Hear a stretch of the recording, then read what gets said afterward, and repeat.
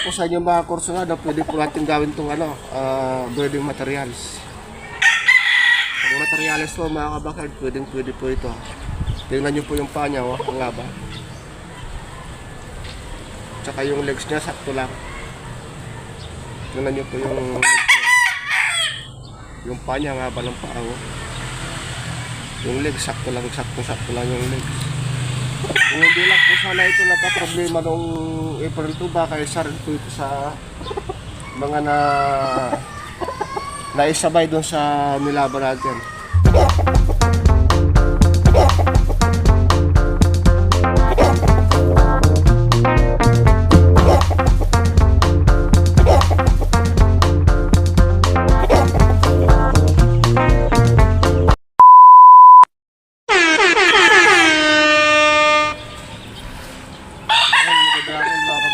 Yung doon sa mga nag-aanap natin ng mga bulstag na pwede natin gawin breeding materials.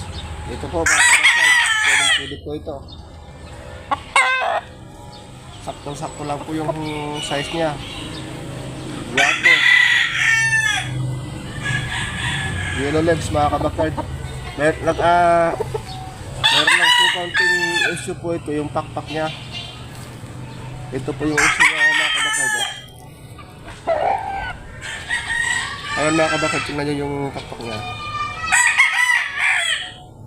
Kasi actually nung meron po tayo sinali na si big event nung April 2, dapat kasali po sana ito sa mga natin yan.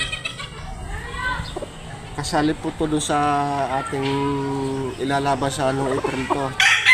Kaya lang nagkaroon lang po ng problema doon po sa last spar. Tinamaan po yung pakpak niya mga kabakard dito po. Kahit tinan mo yung pakpak niya.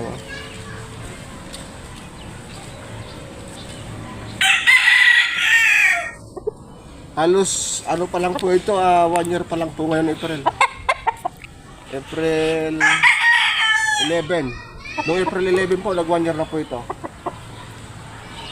Tsaka po yung nilaban natin doon sa Santana, yung 4. Halos magkakasingad po sila mga kabakard. Ito yung baka meron po sa inyo mga kursunado, pwede po natin gawin itong building materials. Ang materials po mga kabakard, pwede po ito. Tingnan nyo po yung paa niya, ang laba. Tsaka yung legs niya, sakto lang. Tingnan nyo po yung legs niya. Yung paa niya, ang haba ng paa. Yung legs, sakto lang yung legs. Kung hindi lang po sana ito nagka-problema noong April 2, baka isa rin po ito sa mga naisabay doon sa nilaban natin. Tingnan nyo po. Yung tatay po nito galing ng Bacolod. Kelso, straight kumpong Kelso. Lahi po ng kay Johnny Japper. Ayan po mga kabakard. Kung sino po yung makakakrosonado nito sa inyo mga kabakard, tingin nyo lang po sa page natin. At ito po yung tatay niya mga kabakard, tingnan po natin. Ito po yung ating instructum na Kelso. Yung banderahan. Ang ganda po ng broadpack natin mga kabakard.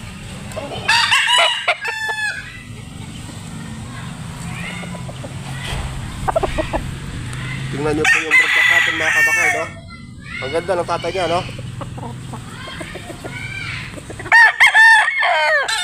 Kaya tingnan mo naman yung anak niya, ang gwapo. Kumbaga sa tao meron halong foreigner, meron halong Amerikano. Sa mukha, wala akong problema sa mukha. Sa mata, sa tuka, ayos yung tuka niya. Sa paa, mahaba yung paa niya sa legs. Dito lang po tayo nakakaproblema mga kabakard dito sa pakpak niya. Kasi nung ayun nga po yung last spar nila, nadisgrasya po ito. Kaya hindi po siya nakasali.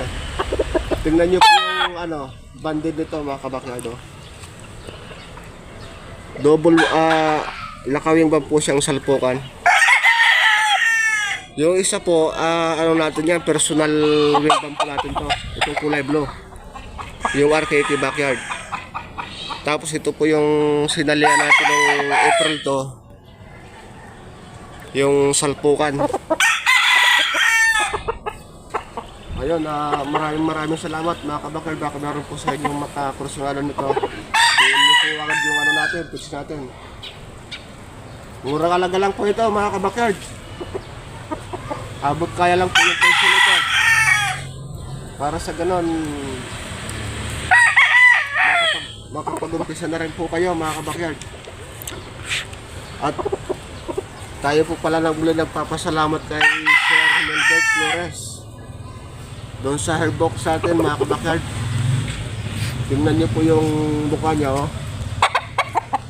kasi nakasasali siya nung pagkukondisyon natin nun. Hanggang ngayon yung mukha niya pulang-pulang. Ibang klase talaga yung hairbox. Ayun, tingnan nyo mga kabakard yung lakad. Ilagay natin yung ordinary niya. Meron nakakalitan po ito mga kabakard. Makakasampa pa siya dito sa hapunan. Nakakasampa pa po yan sa pipi natin. Ayun lang po yung sunod ito isang pakpak na to. Yung sa bandang kaliwa. Pero nakakasangkot po siya dito. Nakakasangkot pa po siya. Yan, maraming salamat sa inyo mga kabakyan.